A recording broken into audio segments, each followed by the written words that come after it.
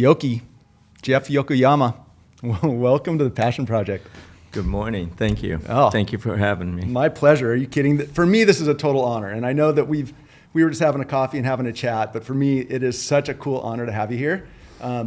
We'll share a lot about the why, but Jeff, I've known you for the better part of my life. And that might sound weird. You didn't know me indirectly. I've known of you for about 45 years because I was your target audience. I know I'm foreshadowing, but I've worn your clothes since I was 10 years old with your first brand. Well, thank you. And I still am wearing representing it today. now. Yeah. And I didn't buy this to kiss butt. I pulled this out of the closet today because we're on here. So Yoki, thank you so much for being here. Super excited to have you. So for anybody that doesn't know the name Yoki or Jeff Yokoyama, quick intro.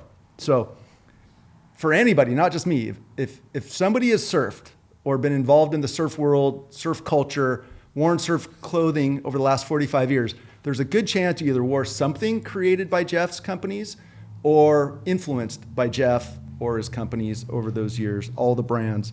Globally renowned and recognized designer in the surf fashion world. When we were talking earlier, we were talking about the 80s. You were ground zero in surf culture in Orange County, Southern California in the 80s. So there's who you interacted with, like you're in the midst of the people that we think of when we think about when surf exploded. Super cool. Really excited. It's so neat. Again, I'm such a surf turkey growing up. That was me. Like I was growing up here watching all this happen. I didn't know you personally, but I certainly knew of you. So like designer, brand creator, innovator, an entrepreneur like 20,000 times over with all the things you've done. Very much a forward thinker, which is a theme that we will talk about throughout this. Like it is, you do not follow other people's ideas, you create your own. And so there's a term that gets used all the time now, creative, air quotes here. That term wasn't really used, like somebody was creative or I'd like to be creative, but these days we refer to people as creatives. And if there's someone that personifies that, like that is you. Like if there's a creative out there, it is Yoki, bar none. And like the master of what I would say, California cool. And thank you. And you can tell by your attire, like going back to the innovation and the forward look, like although you are in the surf related world, you're definitely not surf only, but you're probably one of the coolest, best dressed guys that I know. And it's always on your own style. Super cool. And today I was like, what's he going to wear? I was in your shop last week and you were wearing the super cool newsprint like blazer. And I was like, who can do that? People would laugh at me if I do that. And for you, it's like right on point. And I think we actually even still do some modeling, if I understand correctly. My wife was telling me this actually. So, I do. Rightly so. It all came about because it's probably about 20 years ago. My daughter was 5 years old and she started to do modeling and she got into Levi's and Little Tykes and Oil of Olay and Dole Pineapple and commercials and TV things. And I was the one, along with my wife, that we just drove her there. But one shoot, which was, I believe it was Target, I was there on an audition with her and they saw me sitting there after they brought her in, and the door was still open, and they said, "Hey, who's that guy out there?" And so they brought me in, and I auditioned that day. I wasn't cast necessarily for this audition. They just said, "You're cast for the commercial that we're going to do." So that was probably 20 years ago, and I've had our agent for about 30 years now, or 40 years now. So thank you for that, and we'll talk more about it. It's super cool. But again, some people are listening, some are watching, but you never know what Jeff's going to be wearing. Like I said, a newsprint, always with super cool. But on that front, so 20 years ago, an agent saw you and called you in. How old were you 20 years ago when that happened? 50. Yeah. So when I think of you, I'm like, if somebody looked at your driver's license, they're like, there's no way. You look far, far, far. Thank you. You look and act and sound and everything about you. Like, I think it's a number, right? That number does not relate to you at all. I don't think anybody would ever apply that number. You look younger than me, as far as I'm concerned. So I think it's important in all of this is in a pot, like all these different things that you do. But some of the brands, I just wanted to touch on some of the brands because people are now going, okay, who is this guy? I've heard like, he's been modeling, he's been doing this, but the brands are the key. I'm wearing the Mucho Aloha, which is one of the more recent, but the one that really started everything, which we'll spend some time on, is Maui and Sons. Yeah. And that was in 1980, and I was 11, and it hit, like, I've got a good story, which we'll talk about. Pirate Surf, which was like the 90s, and grunge, and Quicksilver bought that from you. Correct. And then you went to design for Stussy, still out there, just like you. Modern Amusement, Mucho Aloha. Yoki's Garden, which is a concept that is so brilliant that I really look forward to talking about. And your shop, Yoki Shop, down here in Newport, is rad and cool and innovative. And it seems like if you could take Yoki's brain and turn it into a shop and a studio, that's what it is. Like, you walk in, I'm like, okay, I get it now. I see it. So for anybody that has the opportunity, Yoki Shop is down on Coast Highway in Newport Beach, and it's just the cool spot, and the stuff's great. But this is not a marketing podcast. But it is definitely, I don't want to come across sounding like too much like I'm a fanboy, but I definitely am because of what you've accomplished and how. So that is my intro for today. I'd love to jump in and really help people understand, myself included, how this all happened. So, Jeff, let's start at the beginning, if that's cool. And again, there are, for everybody, and Jeff, we were talking about this earlier, there's a lot of information out there. If people want to dig deep, we're gonna cover 70 years in 90 minutes. So we're not gonna go super deep into everything. And you even said there's a lot of content. Yeah. So we're gonna work our way through, because I want to start at the beginning and I want to end up what you're doing today and hit everything in between. And if somebody really wants to dig deep and go find out more about what was really happening in those days in those brands, there's a lot out there. So is that cool? Yeah, absolutely. Awesome. Well, Jeff, you started, when we sat down, you pulled out this, I'm going to start with this photo. So this is a picture of Jeff skating. Yoki, what year was this?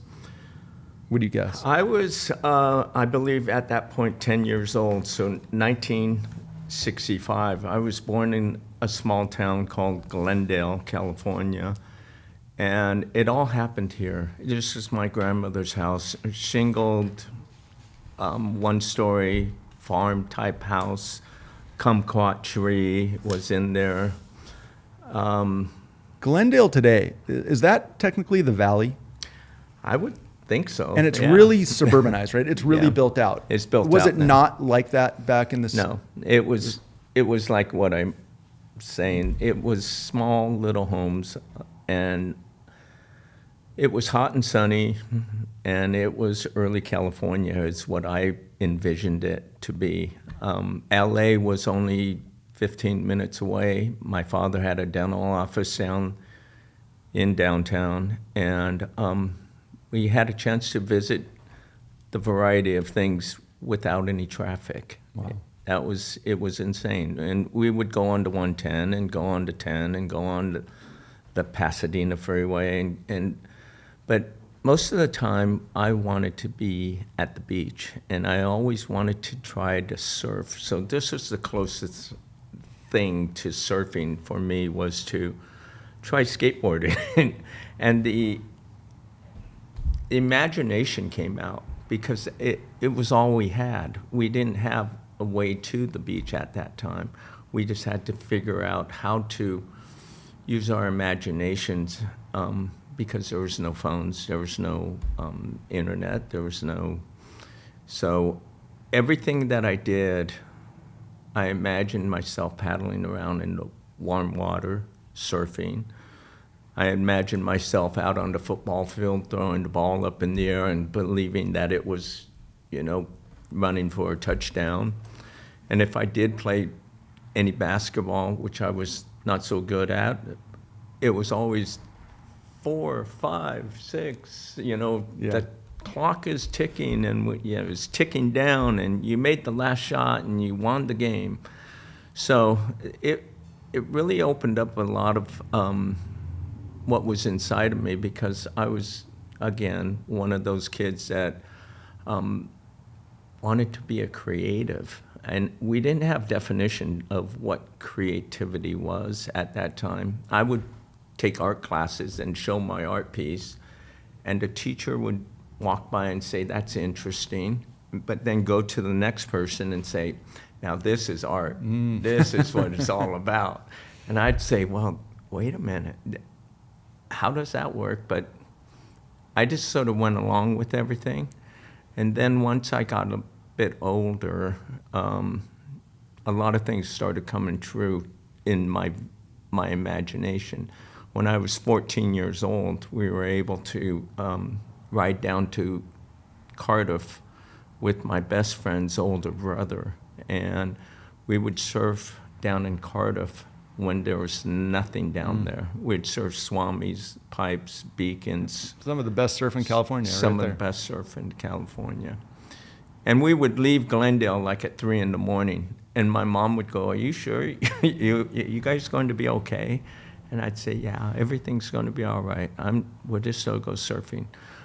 We learned how to use our imagination and be creative with everything, because the boards that we had, we were transitioning at that point from longboards to mid-lengths, and we didn't call it mid-lengths, but we would see like a 7.2.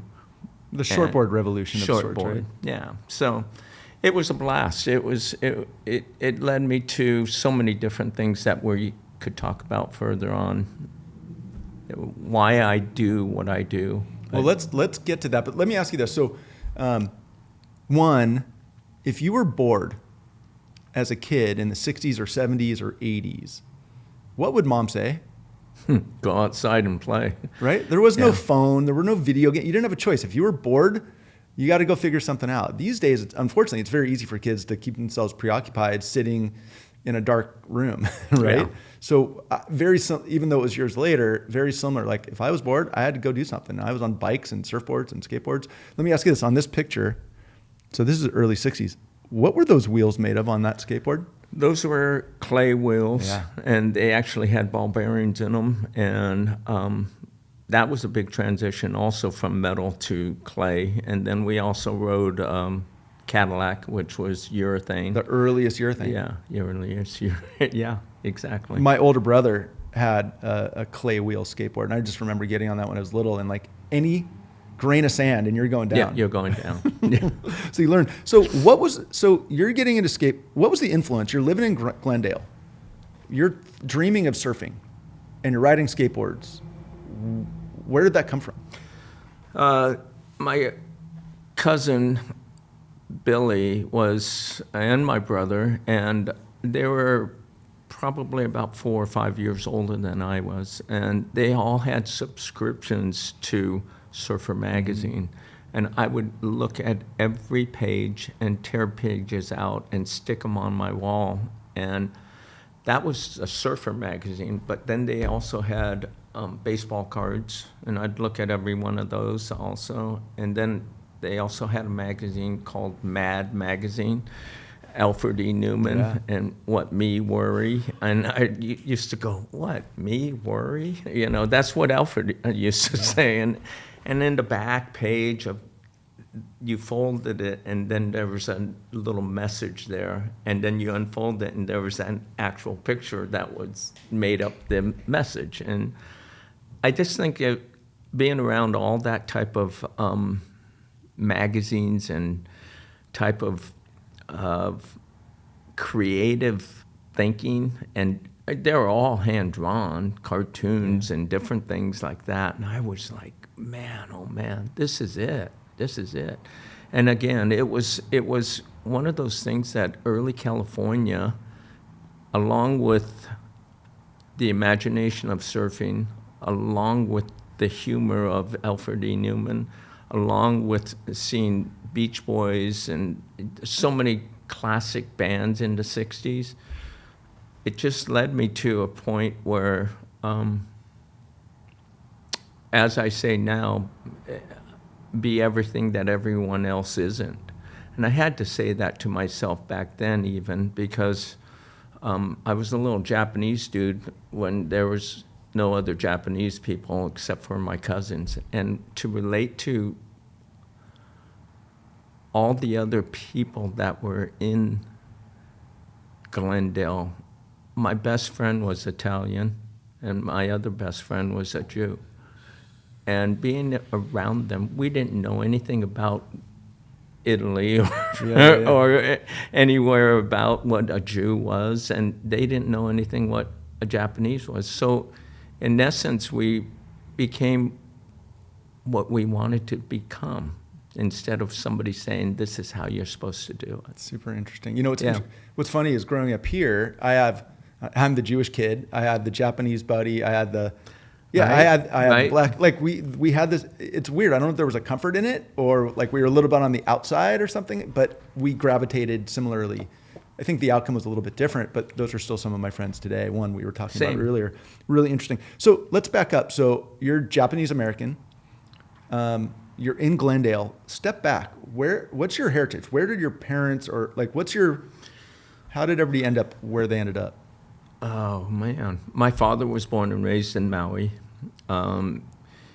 It was a big deal for him to move from Maui. I think he was one of 10 kids.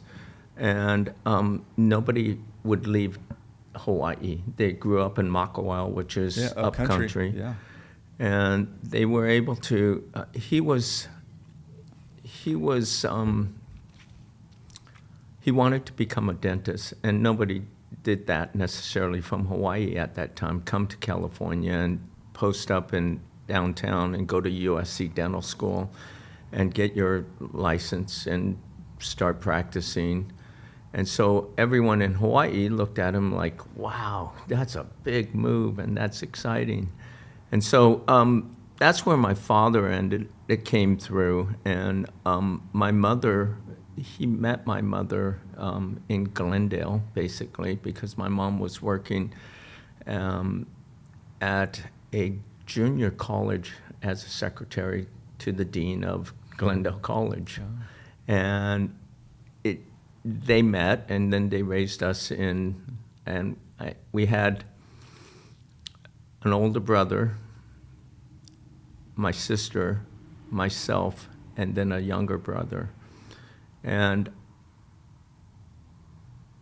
when I was, I believe, 4 years old, my younger brother was 2. And we were watching TV, and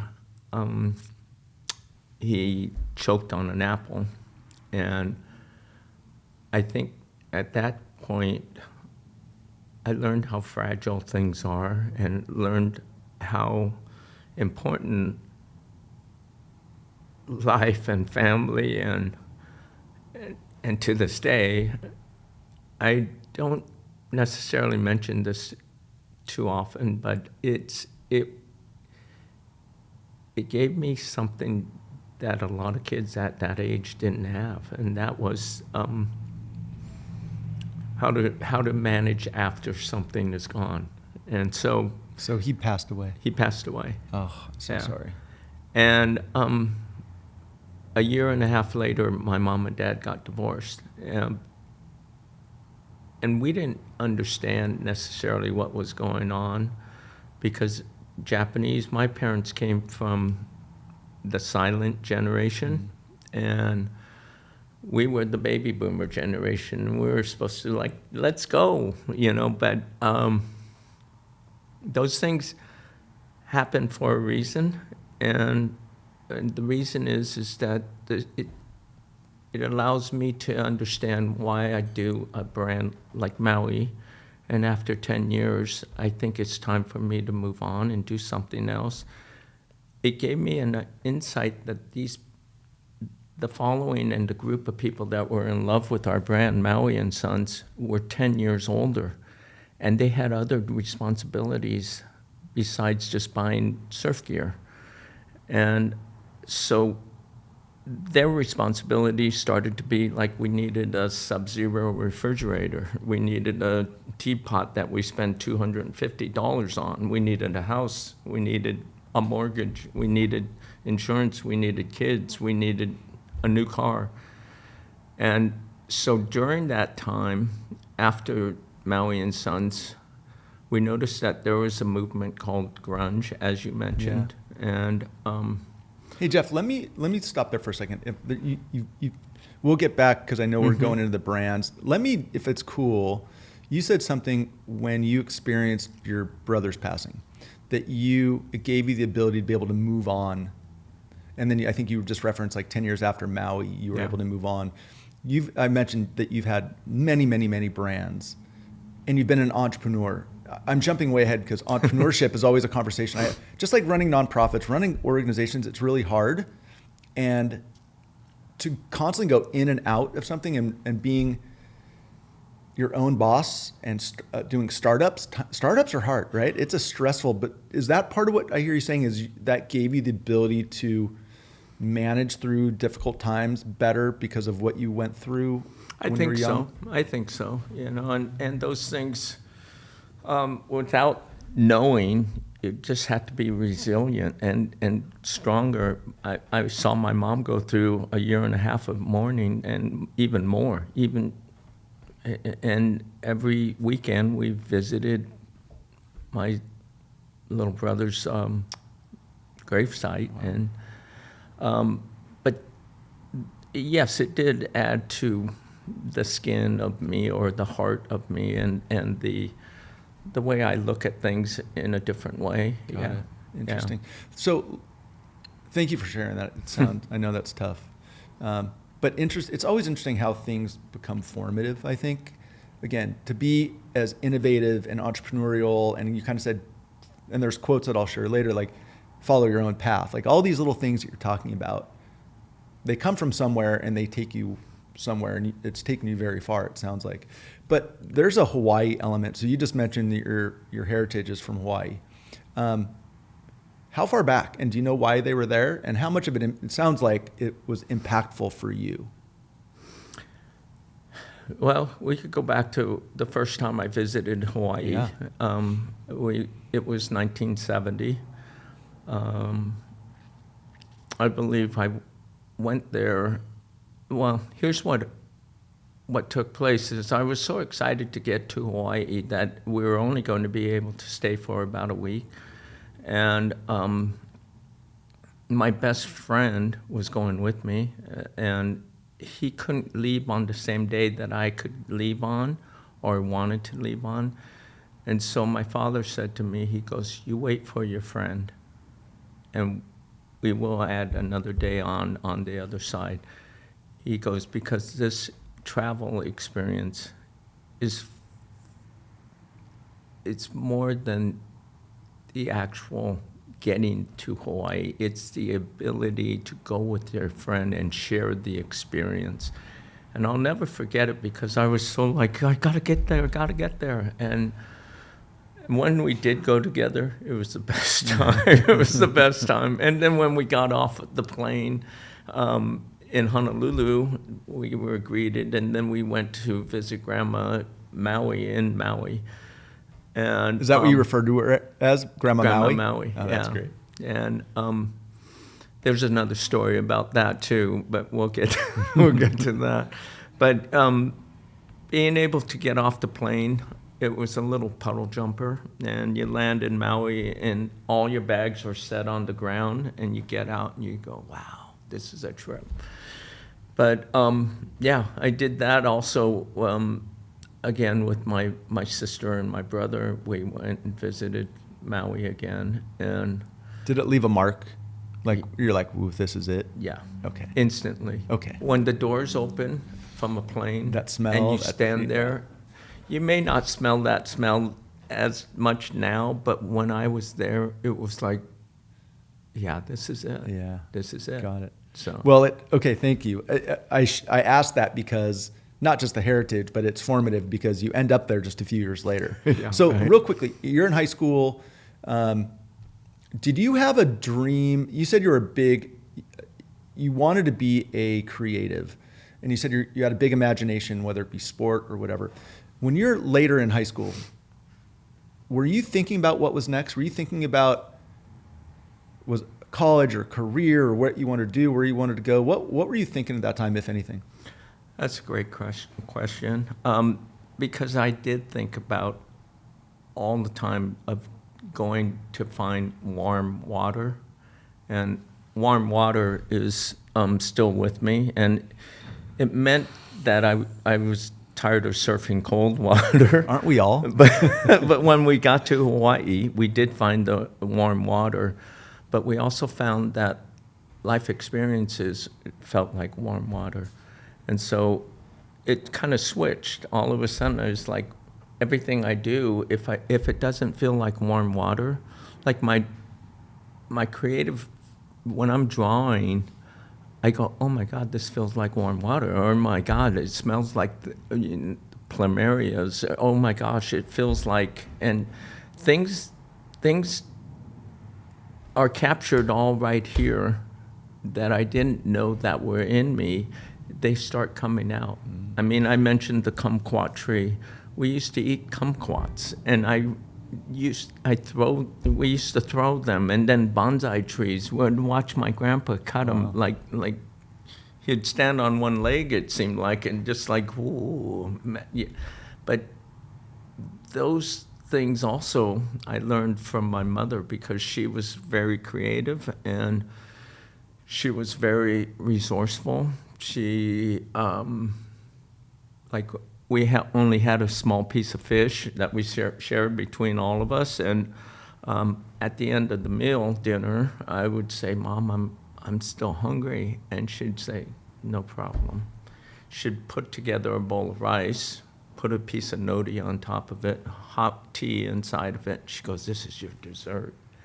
And the imagination went, wow. Oh my God, this is great. Because even the way she handled it, it was like, and she'd look you in the eye and she would say, this is something special. And it was something special. It sounds like, it may not be, it sounds like traditional Japanese, everything was very Those formal. Things came out. They came out of my mom and my dad. Oh, it's super neat. Yeah. Thanks for sharing. It's so cool. We could go all over the place. Listen, you brought it up. I had it in here because I've heard you use the reference of the warm water. I think it's this beautiful, like, it's your happy place. But I just love that you can apply it to any time you're feeling really good or you find something like, that's warm water. Like, as a surfer, you're like, I totally get it. The difference between cold water and warm water changes everything. A shitty day of surf in cold water is a shitty day. A shitty day in warm water is like a day in the ocean. It's no problem. There's no problem. Let's go. It's a completely different outlook. I love that. Thank you for sharing that. But you didn't answer my question. What were you thinking about next? What were you hoping happened after high school, if anything? Well, there was so much, not pressure, but so much of everybody else's expectations on you? Yeah, expectations, but also what they wanted me to do. And finally I said, you know what, I'm going to graduate high school because I wasn't very good at school. I felt that I was better at sports and art and creating things. And there wasn't necessarily a place or a school for that. And everyone was saying, you got to go on to a 4-year, or you could go to junior college and figure things out. But what happened with me is that as soon as I graduated, I came down here to Newport to visit my brother because he was going to school. He was going to undergrad, I believe, at UCI.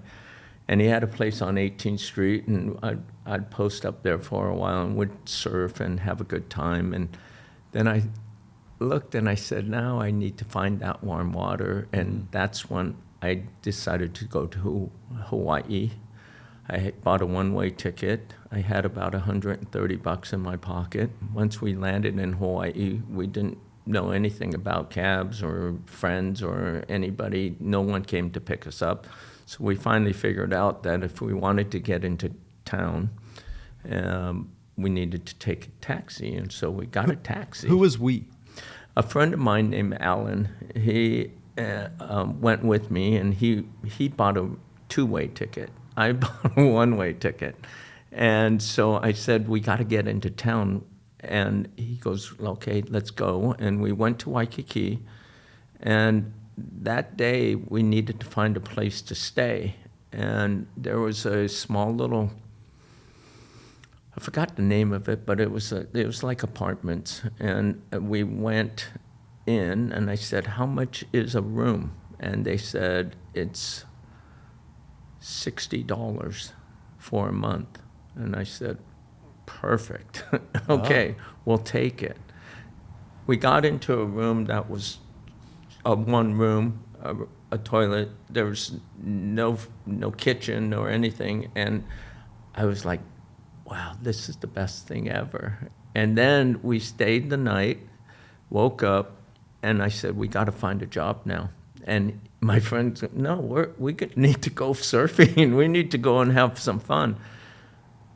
But I thought to myself, I need to eat. So if I need to eat and I need to work at the same time and make some money, let's skateboard down Kawakawa, because we're on the corner of Ala Moana Boulevard and Kawakawa.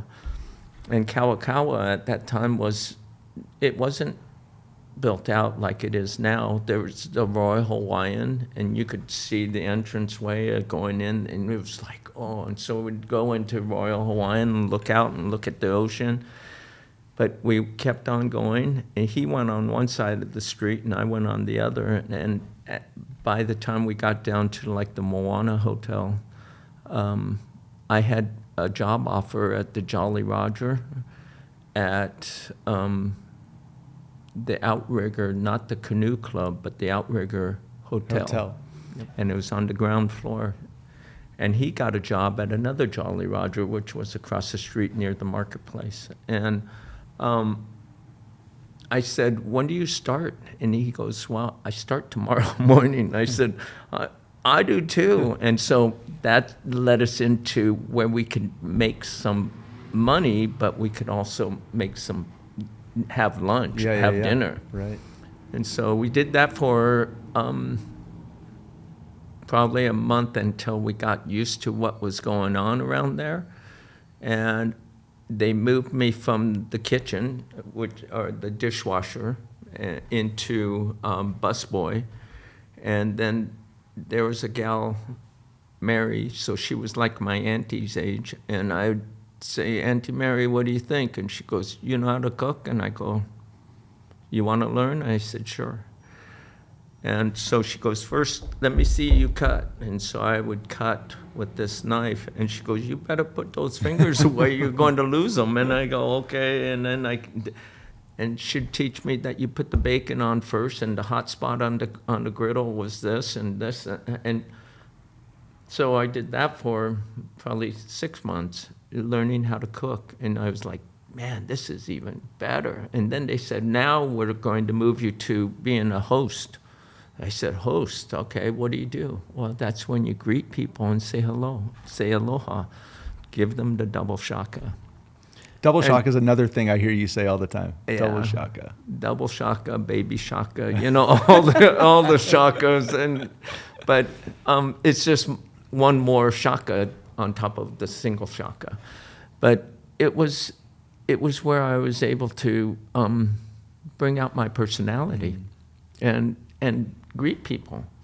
And every week there was a new group of families coming in, and there was always these kids about my age that would come down and they would eat, and I go, you girls are here for a week? And they go, yeah. I go, you guys want to see the island, local style? And they go, what does that mean? Well, we'll take the bus and go to Crouching Lion out in the I don't know, near the North Shore, and then we'll go to the North Shore, and then we'll go into West Side, but we never stopped in the West Side, and then we'll drive back down into Waikiki.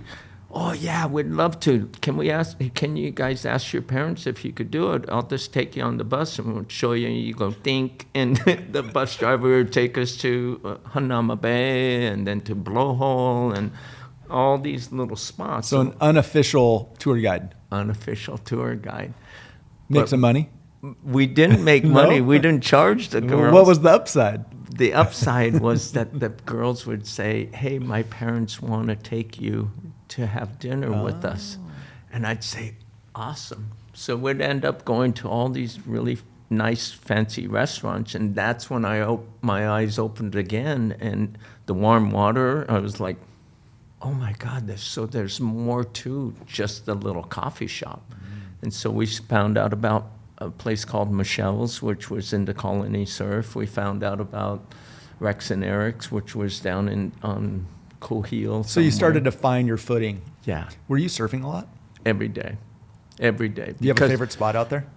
Oh my gosh, there was a place called Point Panic that would surf at night, and you're not supposed to surf there anyways, but we surfed there at night because the boats would come in and they would just drop all their heads of fishes and tails and stuff, and you would see shark tails or the fin popping up, but Point Panic was here where it was shallow and it broke against a little wall of lava rock, I believe, and would surf right into the channel and then start hauling us out of there because this was deep water, this was shallow, and it was at full moons over there, so we'd No surf. thank you. Yeah, Nope. no thank you. No thank you.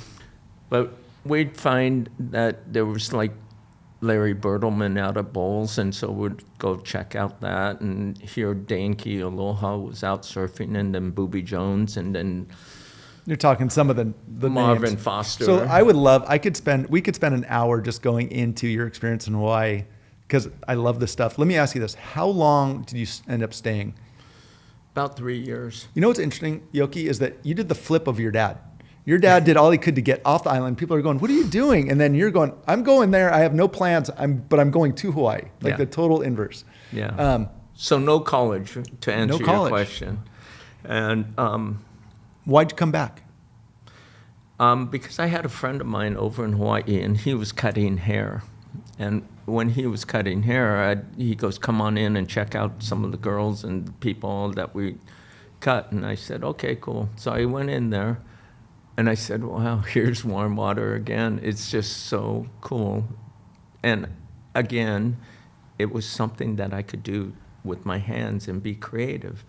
And so he said, yeah, you need to go to school. And I said, okay. So I think I called my mom, but we would have to put in like coins into the phone. And I said, Mom, I'm thinking of coming home. And at that time I had money. She goes, oh, good, good. I'm glad you're coming home. And once I got home, I said, I want to go to beauty school.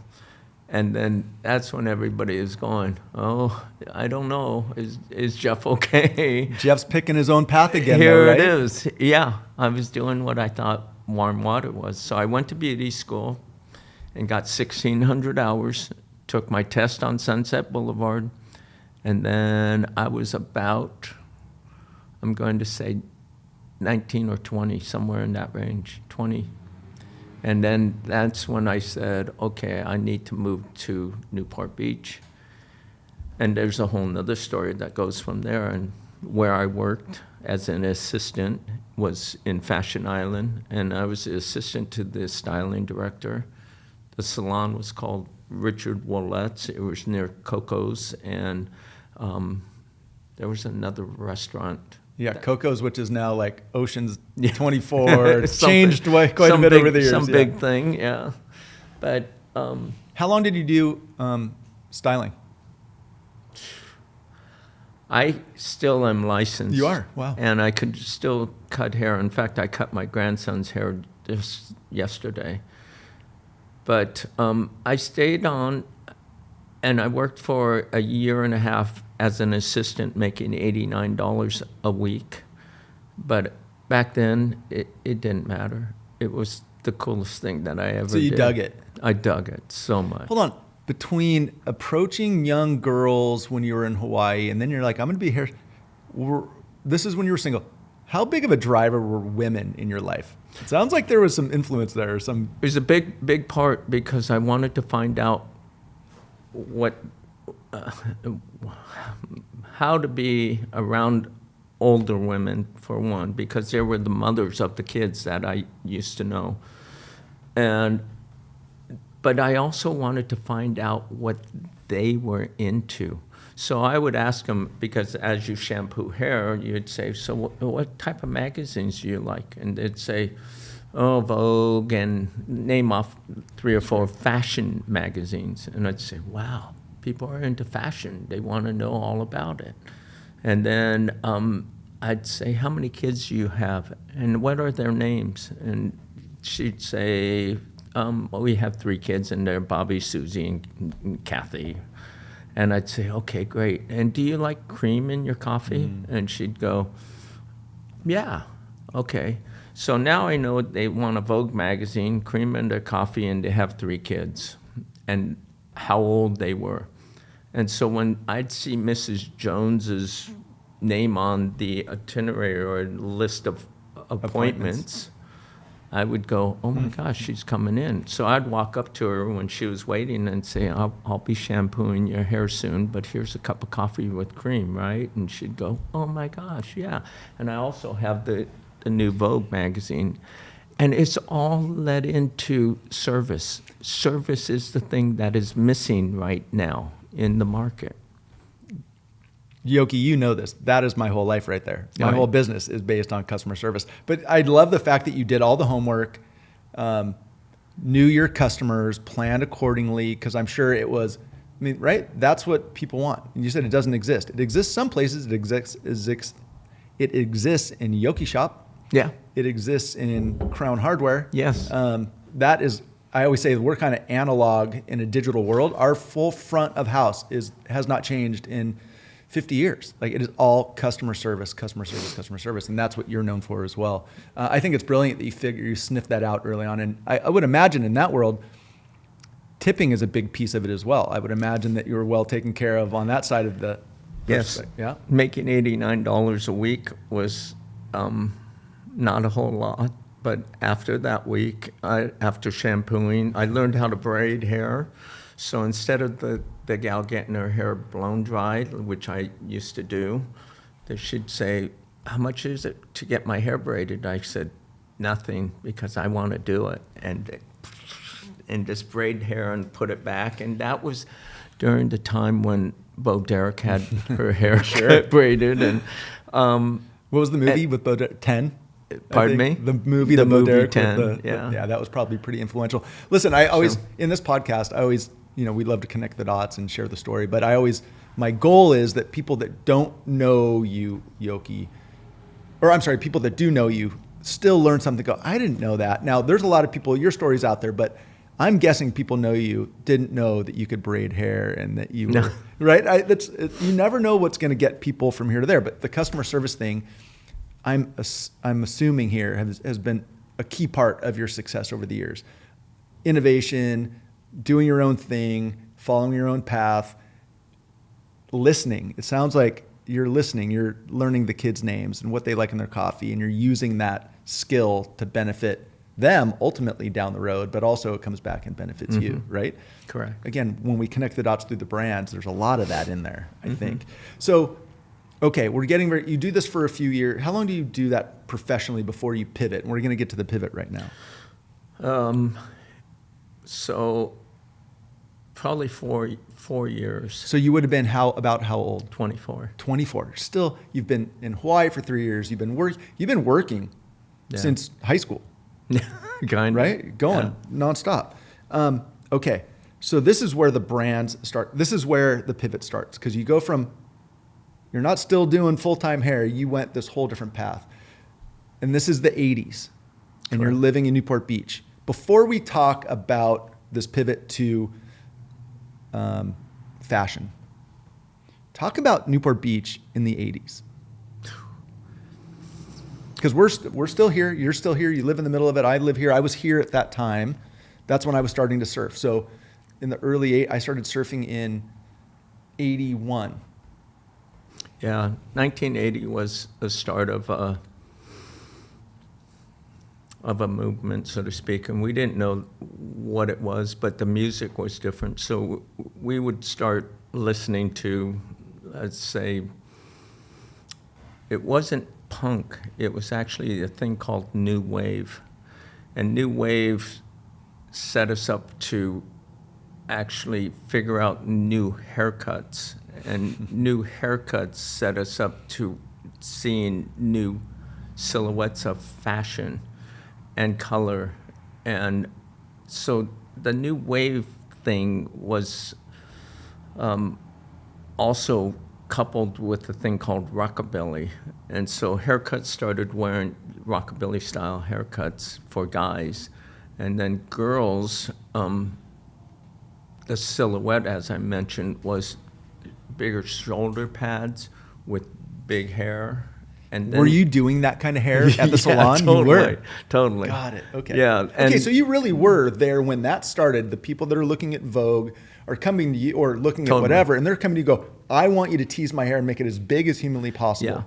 Yeah. And then they wanted to wear fashion, and fashion names like Armani and Perry Ellis and Calvin Klein and Ralph, but it was a different style of fashion, with shoulder pads for women with big belts called Judith Lieber belts, and the price tag just kept on going up and up and up. Haircuts at that time when I did, oh gosh, in the 80s when I was cutting hair, we were at, I think, about $30 to $50 a haircut. So in today's dollars, that's... Oh gosh, it was like $300, So, but the 80s was all wide open, and I talked about this earlier with some friends of mine. And when I started doing Maui and Sons, people were like, "You guys are the greatest," and I was like, "No, we're not. We're just like figuring out how do you," and it wasn't capitalizing. How do you figure out how to be a part of this movement of newness? I mean, the music was insane, and the haircuts were insane. Vidal Sassoon was popping up, Ellen Edwards and John Peters and all these things, and they started branding things, and how shampoo was a thing, and conditioner was a thing, and you go, wow, all these things that were innocuous before are now this big mainstream thing. Exactly. Was it all marketing, or was it just... No, it was yes and no. Right. Yeah. We didn't know, but I just knew that how do we market and sell a little brand called Maui and Sons? I used to wear the T-shirt, and I used to live in Corona del Mar at that time. My rent for my one room was $120. And so we're real close to Albertsons, and we're real close to 5 Crowns. So I'd run down to 5 Crowns at 5 o'clock in the afternoon because there was a bunch of cars there. And they would literally honk their horn and say, "Mr. Maui." And I'd, wow. Yeah. Okay, but we jumped ahead a little bit. I'm sorry. No, it's fine. No. Listen, it's great. Let me ask, so Newport, my memory, that's when everything was really starting to pop in the surf side of things. Yes. Sir. So Quicksilver was just starting to pop. This is where I'm going to start with my story, and then you're going to tell me how this happened. I was 11 years old in 1980, and I went away to summer camp. And that's the year I started surfing. And I came back from summer camp. I'd been gone, 5 weeks. I come back, and everybody, Yoki, was wearing Madras shorts called Maui and Sons. And I was like, I was only gone for 5 weeks. The whole fashion world of my friends, little kids, changed. And that was Maui and Sons. Yeah. How did that happen? And how did it happen so quickly? So here's what we did. I wanted to make a pair of shorts, and it had to be Madras plaid because it was something that I saw way back when I was 10 years old. There was Bermudas. We called them shorts, were Bermudas, and they were plaid. And nobody at that time was doing anything that was an elastic waistband and somewhat of a lifestyle brand that crossed over from the parents to the kids, to the girls, to the guys, to whoever wanted to wear something that was different than a board short. And so Quicksilver had the lockdown on board shorts, and so I said, well, I need to create something that is elastic waistband short with Madras. And when I took that first short to Hobie Sports and At Ease and Newport Surf and Sport, They all said no. And I said, let me just put them in the store, and I guarantee you they will sell. And they said, what do you mean guarantee? And I said, if it doesn't sell, I'll come and pick them up. And so I'd ride my bike and drop off 12 pairs, and the first 12 pairs at Hobie Sports sold in 3 days. And RB, the guy I in remember CDM, he'd call me and he'd say, bring some more shorts. And I said, well, At Ease is asking for more shorts, and they want like 200 of them. And he goes, we'll take 200 of them. And then I got a call from Paul Hughes and Stan at Newport Surf and Sport. And Paul goes, I'll take all of them, whatever you got. Wow. And I thought, between the 3 stores, the location of Newport Surf and Sport and the name of Newport Surf and Sport carried more weight than Hobie and actual Fashion Island At Ease. So I gave him the 200. He sold out of the 200 in a week. When they came in, there was a friend of mine, he owns Wahoo's. His name is Ed. And Ed one of the Lamb brothers. Yeah. Ed was one of the guys that were a box guy. So he'd open up the box, and he said the minute they opened up the box, there was employees and people in the store that would say, that one's mine, and then pull it out.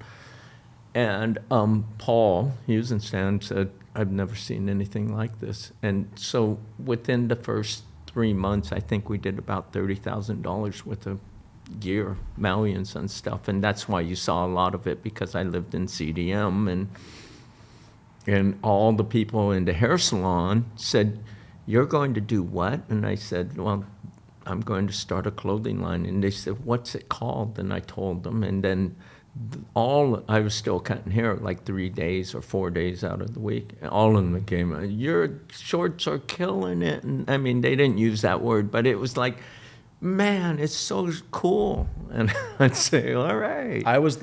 I kid you not, Yoki, that was my experience. I came back and I was like, it was like the whole world, like I was a surf kid. Like that's all I wanted to do and all I wanted to be. And I ended up working at Surfside when I was 13, got my first job there, right across from Newport Surf and Sport. But it was like this crazy thing. Like everything had changed in a month or 5 weeks. And I never knew how that happened. In a nutshell, I've heard a bit of the story. Real quickly, where did the name come from, Maui and Sons?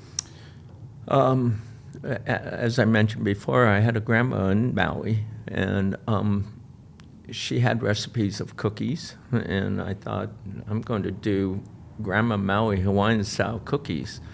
And it was the logo that we had, and there was the circle, triangle, rectangle, and square were, in essence, the chocolate chips or the little mixture of things that we'd put inside our cookie. And I lived in an apartment at that time in CDM, and I tried to make the cookies, and I burned them all. And so that's when I took Grandma's name off, and then I left Maui, and I wanted to make the brand look and sound like it's been generational. Yeah. It came down. So I added and Sons, and we wrote a little story about where these shorts would be worn or where you would see them. And then we also wrote a little story about the lifestyle of the people in Maui, basically. And boom. And it was a big patch. And everybody said, we don't want the short with the big patch on it. And I said, okay, well, I left it on there, and they were sold the way they sold. So people somehow or another wanted the big patch. And because I'm always interested on the business side of it, you're still doing hair. You're doing this out of your apartment, out of your garage. And you're basically doing it on consignment with these. You're like, take it, sell it. And if you don't sell it, I'll pick it up, right? Consignment is not uncommon now. Was it common back then to do it that way? I think so, because I think RB said it to me, gotcha. Like, hey, we're not paying for these unless we sell them. And I said, you'll sell them. Well, did you have that confidence from day one with the brand? Yeah, I knew right away. I knew the timing, and this is something as I got further into it, there was a guy in our warehouse, and as I was walking by, I said hello to him, and he said, "You're really lucky." And I said, "Wait, what do you mean really lucky?" And he goes, "Well, Maui and Sons is a big hit." And I go, "Well, what's your definition of lucky?" And he goes, "Oh, an opportunity and Demand.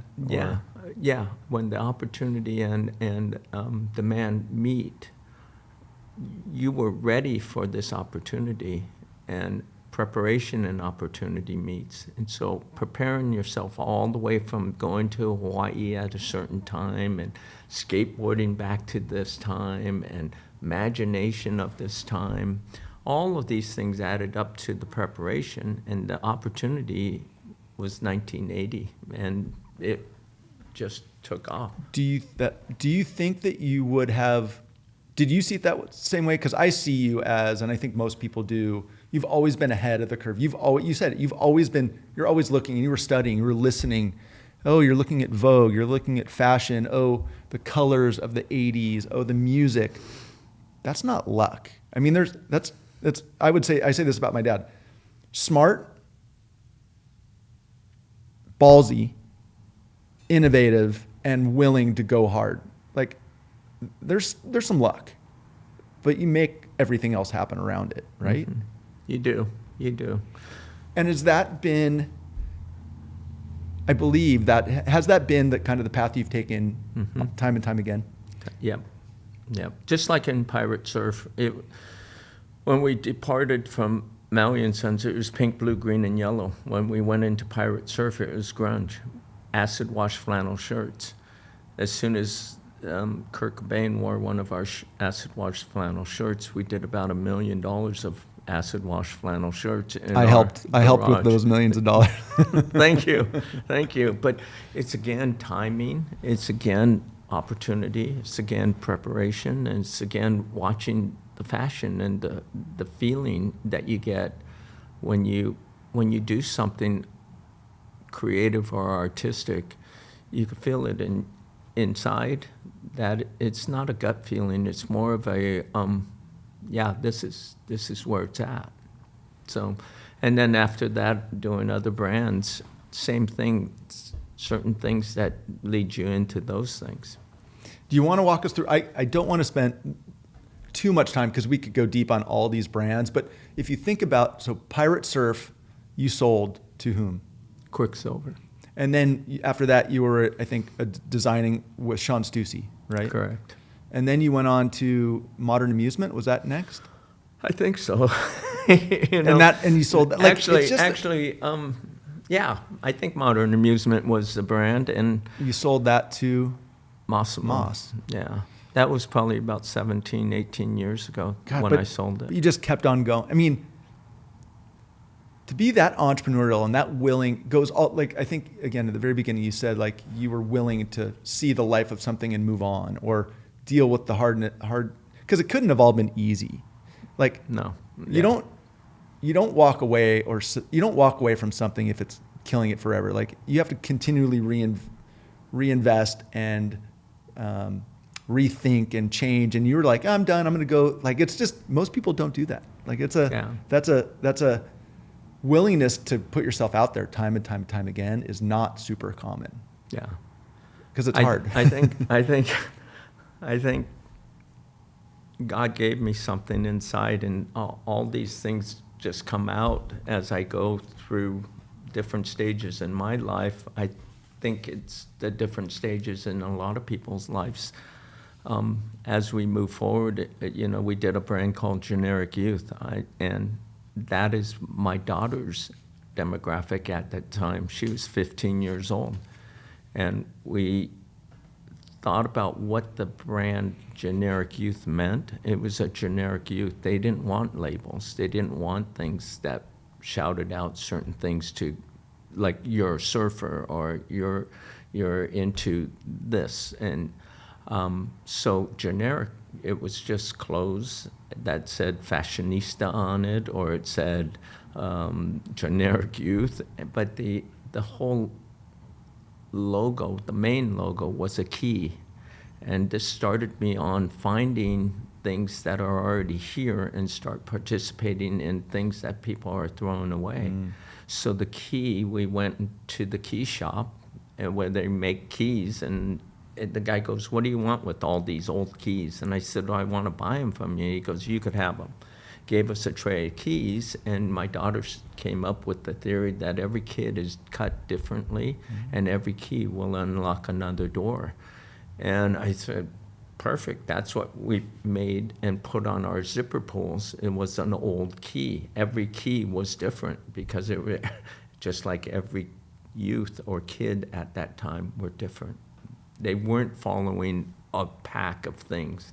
And generic youth, almost to this day, could probably still be a brand that would be introduced to this new generation that I talk about too.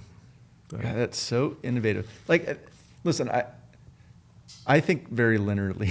So when I meet people that are thinking so differently and outside the box and watching the world happen and knowing or believing that they know where it's going and then being able to embrace it and support those folks, and it's just a brilliant thing that is way outside my capacity to understand it, which I really love. You're awesome. Let me ask you, keep going. Sustainability is another one. Warm water is one of the things that you talk a lot. Sustainability is a big part of what you do. Can you talk about how you've pursued that and what you do with sustainability and your beliefs, whatever there? Yeah. It all started out where I looked around and I thought the way that we're doing production and design and making and selling all had to change. So my first thought was to design different, make different, and sell different. I love that quote, by the way. Thank you. And so to design different, design from things that are already here. And my daughter at that time was playing volleyball up at Oregon. And I went up to Oregon and I saw the abundance of things that they throw away because they're sponsored by Nike. And I was like, what does Nike do with all these things? And so I spoke with the equipment manager. I actually went to Nike 2 or 3 times saying, can I collect some of your old things that you're throwing away?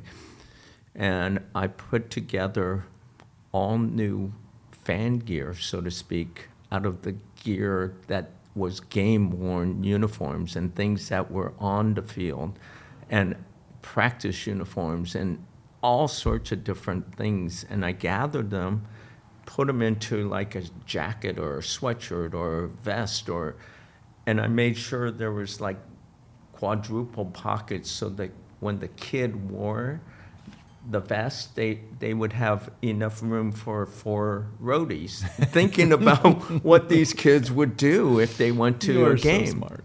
And so participating in Nike had this handle, and I always thought, why don't they use it? But it's called play, participate in the lives of American youth. And so I said, well, I'm going to do that, but I'm going to do it my way, and that is now design from things that are being thrown away. We're going to make right here alongside of people that are wanting to come in and contribute different things. And then from there, sell to the end user. So we didn't necessarily want to cut out the middleman, but I couldn't support the middleman anymore.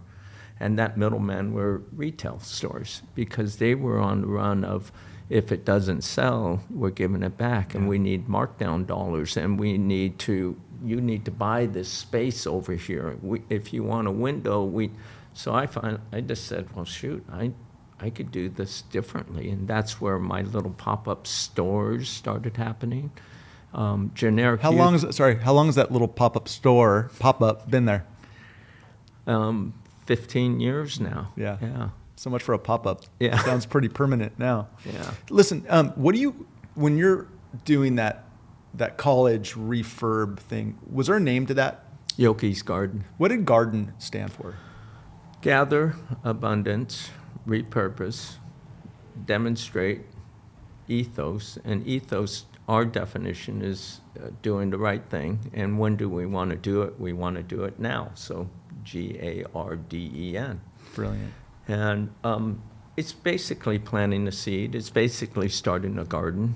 I use that garden word a lot in some of the things that I'm doing now and throughout the last maybe 15 years, yeah. Like what? Well, there's a little program that we're working on with Newport Harbor High School, and we met with the principal, and then I met with the culinary school, and the culinary school has students there that are interested in participating in our program of making orange juice. And why orange juice is because we are interested in putting the orange back into the county and adding an educational piece and then adding a community piece that we think if we could build something together on both ends, educational and on the community base, we will build a sustainable business. And the common denominator is the orange. And because everybody wants to see the orange back into the county here. And so... let me ask you a question there. So, or shine a little bit more of a light. So we live in Orange County. This used to be overrun before it was developed. It was all orange groves and very, very agricultural. Most of that has gone away and been replaced with suburban Orange County. However, there are tons of orange trees in people's yards everywhere. Is that where you're getting these oranges? Where are the oranges coming from that you're using for the orange juice in this collab project? We are working with the community because there's 2,900 students at Newport Harbor, and we asked them to, if they are one of those students that have an orange tree in their backyard, would they be interested in donating their oranges? And so far, yeah, a lot of people are raising their hands saying, yeah, we do have an orange tree. But our first gathering of oranges came from a gal out in Temecula area. And she has 110 acres of citrus and all sorts of different types of food. But she used to live here in Newport Beach, and her kids went to CDM, and she goes, I want to be part of this community here, and I want to donate my oranges to you guys. And I said, perfect. So the kids and I and the principal jumped in one of their vans and went out there, and we picked probably 700 oranges, and she is one of the coolest gals in the world for donating it, and we've mentioned her several times in some of the other things, postings and things that we did, and it's super cool. It's super cool, yeah. Yeah, I love it. And again, it might sound small to people that don't live like, it's orange juice, but it's that community engagement, and that's something you've always been a real a piece of, doing things in the community, and it's really cool. Let me ask you this, because I'm wearing it right here. What's Mucho Aloha all about? Years ago, I started this company called Pigeon Orange, and Mucho Aloha just so happened to be one of our runners, so to speak. It kept on selling. Everybody wanted me. So I had a partner at that time, and he wanted to go out and do beer and hot sauce, and I wanted to do the clothing, and so we split, and we just shared the marks. But Mucho Aloha is exactly what Mucho Aloha says. It's a lot of aloha, and it's basically double shaka. Yeah. I love it. Thank you. And again, I love it you call it a runner. Like, this is a very cool brand, and it's everywhere. Like it was in my closet, but it's just super. It's one more piece of Yoki's brain that's out there in the world, which there's many pieces out there. Very, very cool. Listen, we scratched the surface. Like, we could have gone for 3 days talking about all the brands and all the successes and also all the challenges therein, because you were dealing with a lot of big hitters in the industry, which was at its zenith at that time. The surf industry has changed quite a bit. You've watched it, and you've kind of been on the front edge. You've gotten in and out and pivoted and done different things. We've watched the biggest brands sell, and it's no longer core. We don't need to go down that path. But you were in the middle of that, and you were peers with all of those guys, the Bob Hurleys, the Bob McKnights, I think Richard Wolcott, who started Vulcan, used to work for you. These are all people that I've grown up around or know.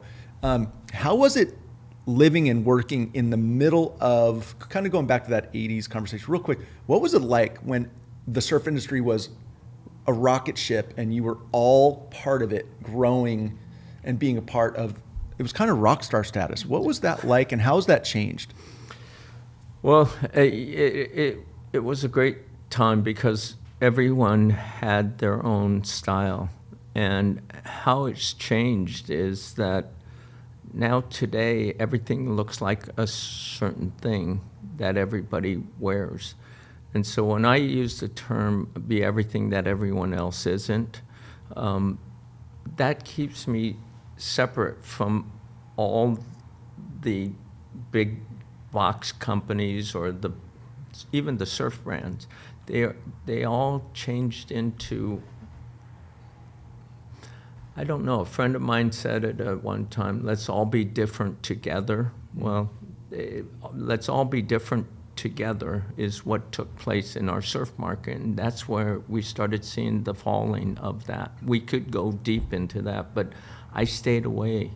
I had to be everything that everyone else isn't, and not to say that I'm the answer, but what I'm saying is that's what I had to do when I was growing up. Had to be different in a way that it truly was different. I didn't follow any of the things that, I didn't have a mentor. I didn't have somebody standing there. My father didn't come to any of my football games and didn't just show up to any, and that's not bagging on my dad. It's just, it built something in me that was different. You know what? I'm going to do this now in a different way and design different, make different, sell different. All these things come about in warm water. God, if it didn't feel like warm water over here with the group of guys building a brand that goes to the bottom and build a brand only for financial benefit. Money, yeah. It didn't sit right. Now, people have criticized me, don't you miss the money and the highlight? And I go, not really, because the highlight is what I get to enjoy every single day when I walk into my little shop.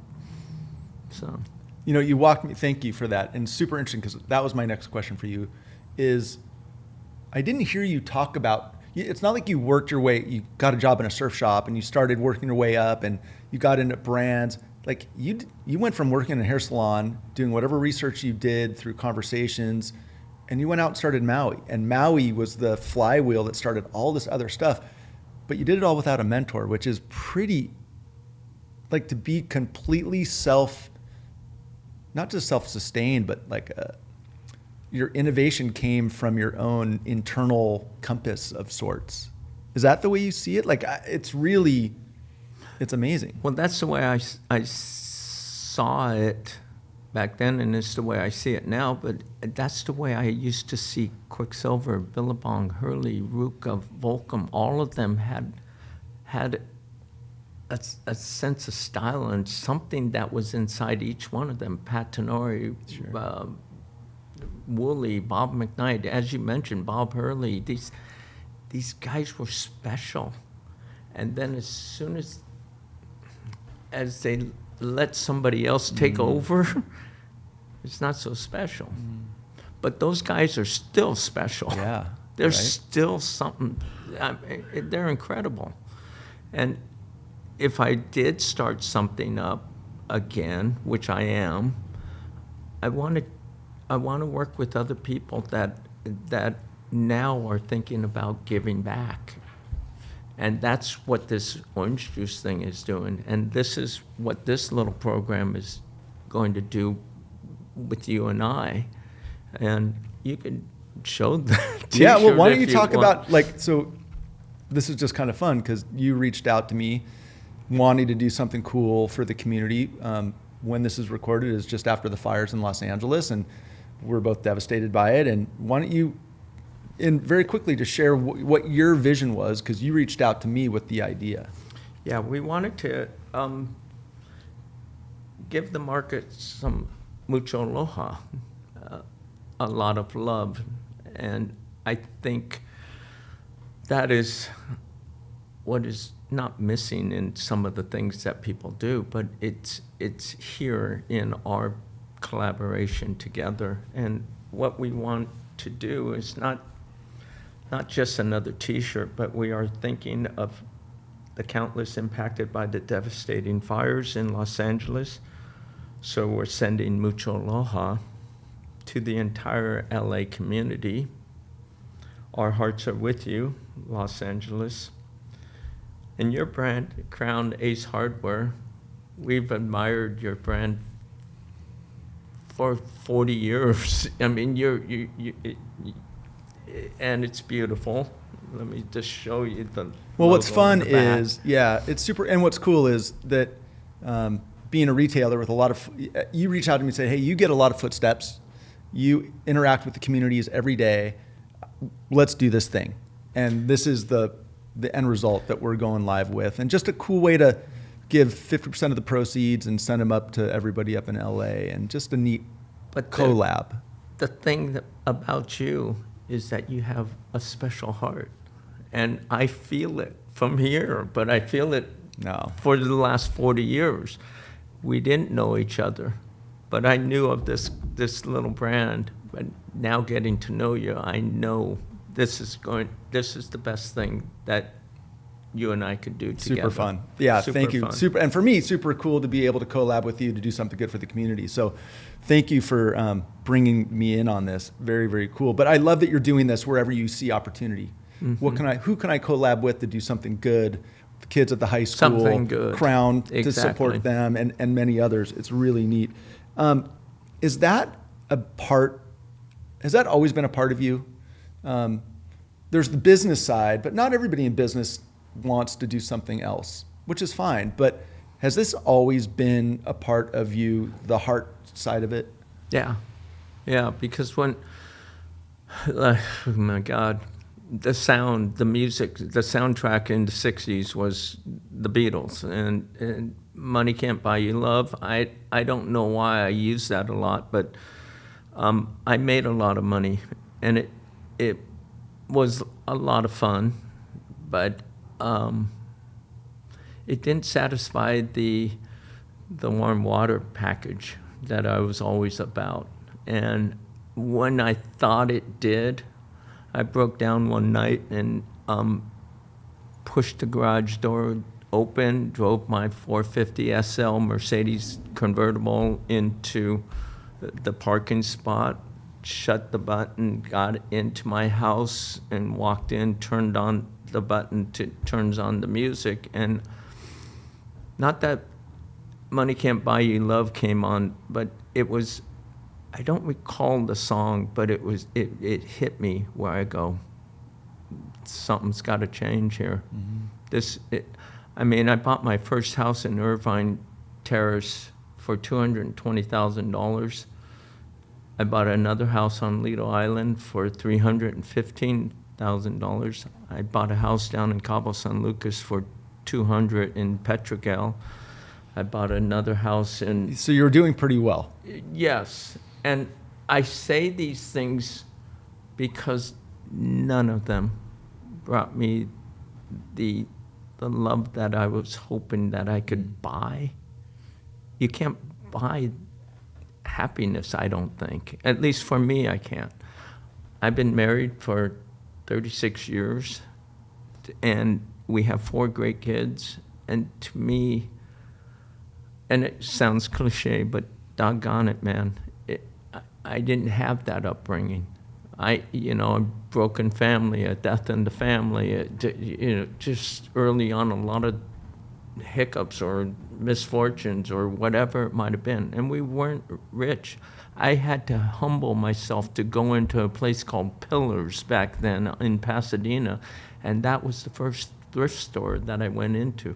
I got hand-me-downs where the jean cuffs were unrolled 5 times so that I wore them 5 years in a row. I mean, it wasn't like what we have here. So to develop these things with a gal that I've been married to for this long, and to raise our family together, I think is the love that is the warm water.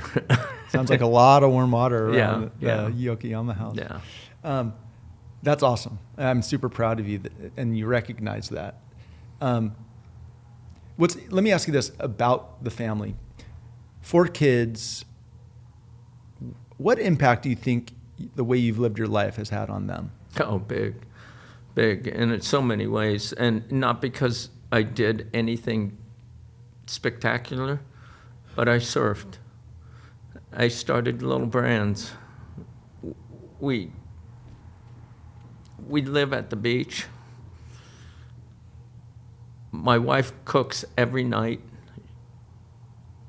They had to be home at 5 to eat dinner. We all sat down at a small table like this and contact. My wife would ask the question, good and bad. What's the good of your day? And what was the bad of your day? There was always constant music and something happening. Like, we gotta go, let's go. Like, the kids played sports, every one of them, and I went to every single game. So something that my father didn't do, but different times back then. This time I resigned from Massimo 6 months into it because I was missing my daughter's volleyball games because I had to drive to LA. So all these things, I think my kids recognized or they see, and I think they're living their life in a way where they understand that you just got to roll up your sleeves and get after it. Yeah. You know, I don't know. Jeff, I'm a big believer, and anybody that listens or watches this pod, like, of osmosis and the impact of others around us. You know, proximity is power, and what we watch in our parents leaves a mark, right? Mm-hmm. I'll talk about what I think happens, because I met my wife and I, Randy, we were at the Ranch restaurant down in Laguna probably 5 years ago, and this super cool, good-looking kid was serving us, and he was just super nice, and we're chatting, and I asked him his name, which I always do, and he's like, well, my name's Buzz, or Buzzy, and I'm like, oh, that's what a cool name. Are you named after one of, like, Buzzy Kerbox or Buzzy Trent, one of the surfers? And he goes, how do you know those guys? Or how do you know those names? I'm like, I've surfed my whole life. I'm like, he's like, yeah, I am. I'm named after, I don't know which one. Buzzy Kerbox. And I'm like, oh, I've met him, and da-da-da. Another Maui guy. And I'm like, what's your last name? What's his last name? Yokoyama. That's your son. Yeah, that was my nicest, coolest, most. Thank you. I was so impressed. And I was like, oh my gosh, I know who your dad. I didn't know you at the time. And then I ran into him again, probably 2 years ago, up here at Trenta, which one of my very close friends works there. Same thing. Nicest kid. He had a mustache that time. But just nicest, most approachable. And it makes me think that's probably how you were when you were cutting hair. Like, he had the customer service gene down. Yeah. So osmosis, success leaves clues. You know, you watch what happens. Neat. You know, I think, I haven't met your other kids, but I'm guessing that that is not unique to him in the Yokoyama house. Yeah, they all are doing what they think is right, and that's good. For sure. You know, Jeff, I have so many questions that we either skipped over or worked around, but I think you just talked about your family so beautifully, and I think that's probably the best evidence of success and what you've done and the culmination of all these things, that I think I'm going to leave it there, if that's cool. Yeah. Yoki, if people want to find you, is there a best way to find you online or social media? Oh, yeah. I think the best way, if you want to find me, is to come into our shop down on the Coast Highway, and it's called Yoki Shop. And Yoki in Japanese means good, so it's the good shop. It's the good shop. And I'm usually there from 10 till 4, Monday through Saturday. And I think that's a different thing also, that we try to be there, you know, and that's part of our success, I think, also, is that we are, and it's kind of like, I remember Kobe Bryant saying he doesn't want to miss any games because the kid or the family saves up all their money to come and watch me play. And for some odd reason, I'm not there because I'm distracted doing something else. And we want to be here for the community, and we want to be here for people that want to come and check us out. So hopefully I'm there. Hopefully I'm there. But you know what? My actual cell phone number is on. Oh, let's not do that. But if somebody wanted to find you online, yokishop.com? Yeah. Is that the way? Yeah. Yoki, if somebody's going to come find you in person, not at the shop, and it's early in the morning, where's it going to be? Out in the ocean. That's right. Yeah. How often do you still surf? As many days as I can. Hallelujah. You know? Yeah. Cold water or warm It's water? freezing cold, but I got a couple new wetsuits coming in from Japan, so Good man. got to get down to the shop and There you go. meet the guys. Well, listen, Yoki, one of my favorite things, and we'll leave it at this, is you have so many beautiful quotes that talk about business and the way you see the world, but your mantra of warm water is one that will stick with me. I think that that's such a great, lovely way to look at the world. Like, everybody should find the one thing that makes them super duper happy and then always go hunt for that in everything they do. And for you, and for many of us, that is warm water. So Yay. Yoki, Jeff Yokoyama, thank you so much for being on the Passion Project. Thanks for everything that you do. I'm excited about this initiative, but everything you do, and thank you for Double shot. Double Shakas, Mucho Aloha. Thanks, bro. Thank you, Yoki. Appreciate it.